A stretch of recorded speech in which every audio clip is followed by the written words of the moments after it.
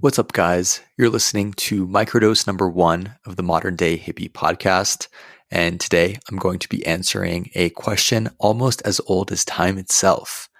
When you're snorting drugs, should you use both nostrils or just one?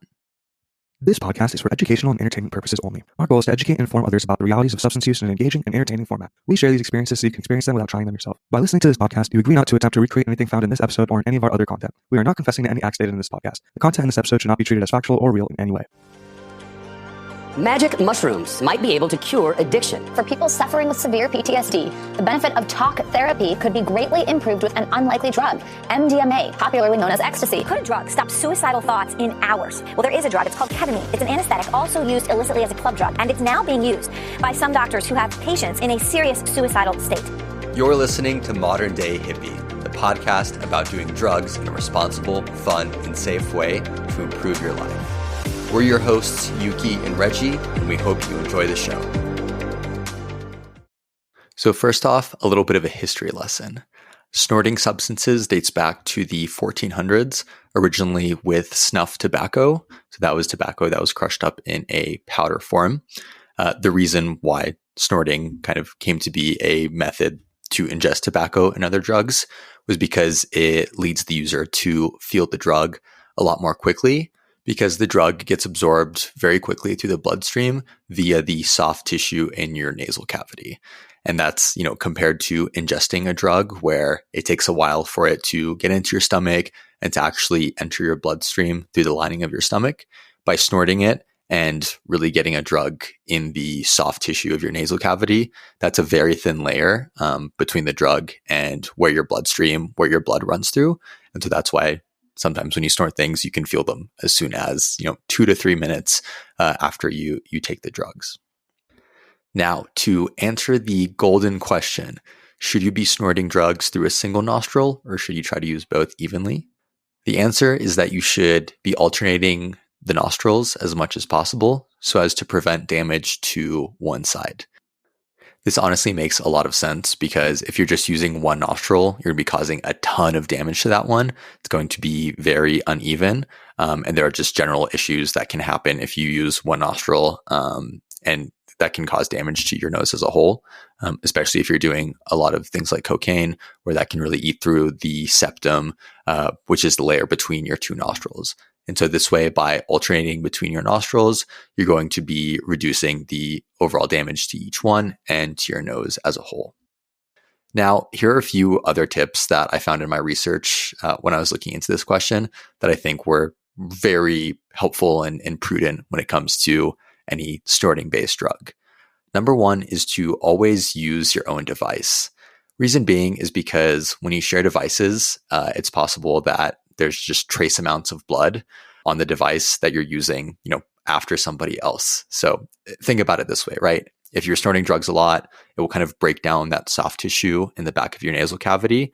And on the other side of that is your bloodstream. So you could get a very small amount of blood, which you could probably barely see and you definitely would not notice. And that could be someone else's blood, which you are then sticking up right up, and also your nasal cavity, where you may also have some exposed blood vessels and soft tissue. So definitely not a super safe thing to do.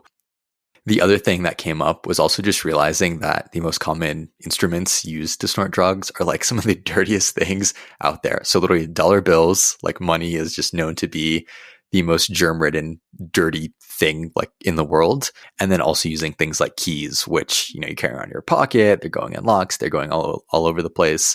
And so definitely not the most sanitary solution. So this way, if you have a dedicated personal instrument, that's just going to reduce a lot of risks, especially associated with like blood transmitted diseases and things like that. For this, I love using my SnowGo, which is a device created for snorting cocoa powder, if you want to say that, but definitely for snorting a lot of other things. I actually have a link to their website in the podcast description. It's a great product, and it honestly ensures that I am the only one using this device. It's made of food grade metal. It's extremely safe and easy to clean. And so that's something that I recommend to everybody to invest in a tool like that if you know that you're going to be snorting drugs every once in a while. Rule number 2, to actually reduce damage within your nose when you're snorting drugs, is to actually try to snort high up in the nostril. because that way you're avoiding the most sensitive part of the tissue, which is really at the base of your nostrils. So let's say you're using a straw or a snow-go. Try to stick that instrument a little bit deeper in your nostril, because that way you're really bypassing other parts that could get damaged if you were snorting something just very shallow, like via a key bump or something like that. So that's just kind of another reason why something like a snow-go or a straw is great, because you actually have control of putting that a little bit deeper in your nose, a little bit closer to that soft tissue, which is how you're actually going to get that sensation that you're going for. Now, the third rule is a little bit of kind of like aftercare if you have, a period of snorting drugs. And it's really to clean out your nostrils accordingly. So there's a few tiers of doing this. I think even just doing like the first base tier is better than like 99% of people and will go a long way in helping your nose heal. And then there's also tier 2 and tier 3.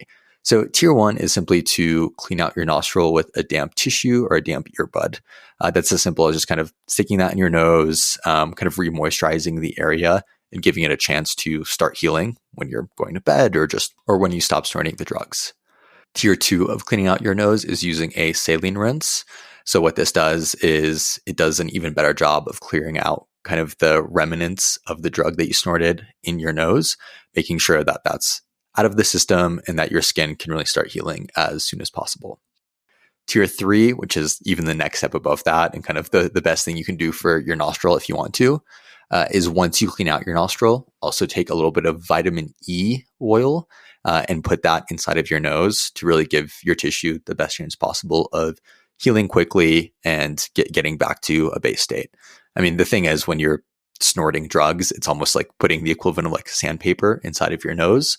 And so that is going to damage that very sensitive tissue. And if you do it over extended periods of time, that's why, your nose can get severely damaged, why you can get nosebleeds, because ultimately it's just wearing away at that sensitive skin inside of your nostril.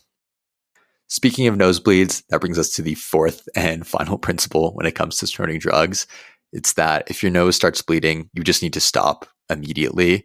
That should be a huge red flag in a pretty literal way that your nose is not doing well and it really needs to take a break. So that's about it when it comes to snorting drugs. To recap really quickly, number 1, you do want to alternate and try to use both nostrils as evenly as possible to prevent damage to either of them or to your nose as a whole. Number 2 is to use your own dedicated device for snorting, something that is clean and won't get other people's blood or tissue on it. Number 3 is to try to snort drugs higher up inside your nostril than at the base so that you're damaging less of that soft tissue actually in your nose. Number 4 is there are some very easy aftercare routines you can do after snorting drugs. The easiest thing, honestly, what I do is cleaning out my nostril with just a damp tissue or an earbud, and then doing a little bit of saline rinse or saline spray to give my tissue the opportunity to heal. And last but certainly not least, if your nose starts bleeding, you just need to stop. All right, that's the pod. Thank you guys so much for listening. We really fucking appreciate y'all. If you want to show us some love, it would actually mean the world to us. If you're listening on YouTube, drop the video a like and the channel a subscription. And if you're listening on a podcast, just leave us a quick rating. These few seconds of your time go a really long way in helping us out. If you want to hit us up with questions, episode ideas, or anything else, you can reach us on Twitter at mdhpod or email us at mdhpod@gmail.com. Finally, we're just getting started with the pod, and our promise to you is to make every episode at least 1% better than the last. We'll catch you next week.